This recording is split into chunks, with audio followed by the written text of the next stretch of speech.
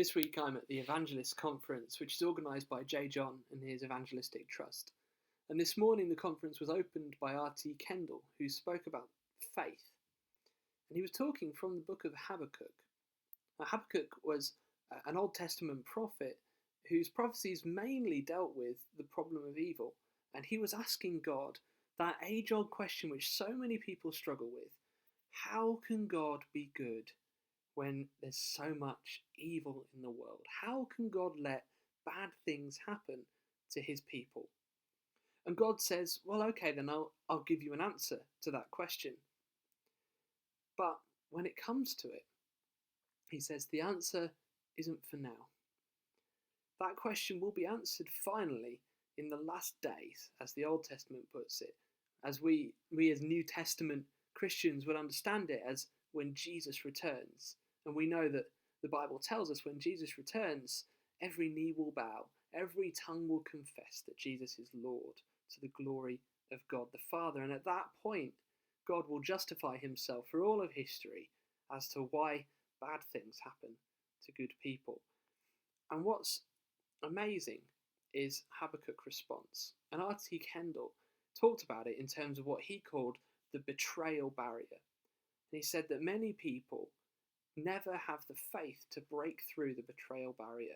So at the point where they feel that God has let them down, perhaps he's not met their expectation in some way, something bad has happened, and there's no explanation as to why, or perhaps a promise that they feel they've been given hasn't come to fruition, they give up on faith. They say, that's it, I'm throwing in the towel. But the minority choose to smash through the betrayal barrier. They choose to have faith in God, even when bad things happen, even when they don't have answers. And RT Kendall spoke about Hebrews chapter 11. We have that list of the heroes of the faith.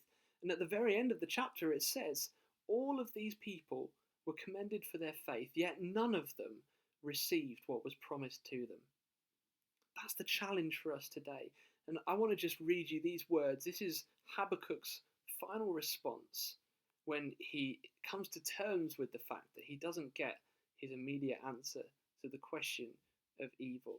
He says this: even though the fig trees have no blossoms and there are no grapes on the vines, even though the olive crop fails and the fields lie empty and barren, even though the flocks die in the fields and the cattle barns are empty, yet I will rejoice in the Lord.